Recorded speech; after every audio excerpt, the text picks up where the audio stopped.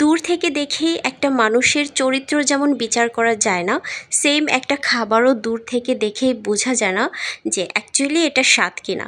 এটার স্বাদ বুঝতে হলে অবশ্যই আপনাকে টেস্ট করে দেখতে হবে। সো গিয়েছিলাম ডিওএসএইচ গিয়েই হচ্ছে এই জায়গাটাতে আসছিলাম চা খেতে।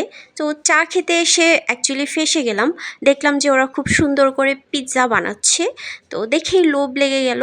তো অতি লোভে হচ্ছে তাঁতি নষ্ট, যেটা আমার বেলায়ও হয়েছে। তো বেশি লোভ করতে গিয়ে অর্ডার করে ফেলছি 6 ইঞ্চির একটা মিনি পিৎজা। ভাবলাম যে একটু ট্রাই করে দেখি।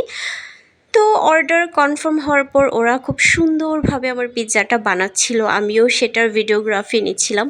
দেখুন চিজ কি পরিমাণ দিছে, ওয়াও! আমার তো এখনই মন চাচ্ছে খেয়ে ফেলি। তো যাই হোক, উপরে টপিংস দিচ্ছিল আর এখন এটাকে ওভেনে দিয়ে দেয়। তো ওভেনে এটা অলমোস্ট হয়ে গেছে কিছুক্ষণের মধ্যেই। এখন এটাকে স্লাইস করা হয়, 4টা ভাগে স্লাইস করা হয়। পিৎজাটা হচ্ছে খুবই ছোটোখাটো, দেখতে কিউট লাগছিল। আমি পারি না, এখনই খেয়ে ফেলি।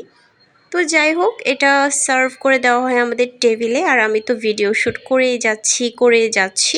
তো ফাইনালি এখন হচ্ছে টেস্ট করার পালা। তো আমি একটু শ্যুট টুট করে এখন একটা স্লাইস নিয়ে নিলাম।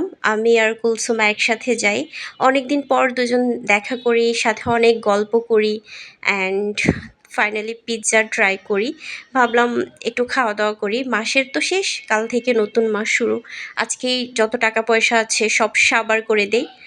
তো পিৎজা মুখে দেওয়ার পর ভাইরে ভাই, মানে এক্সপ্রেশন দেখছেন খুবই ভালো, বাট আমার মন জানে, আমার অন্তর জানে কতটা বাজে ছিল এই পিৎজা।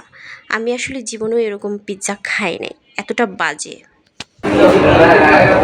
মজাই হয়নি।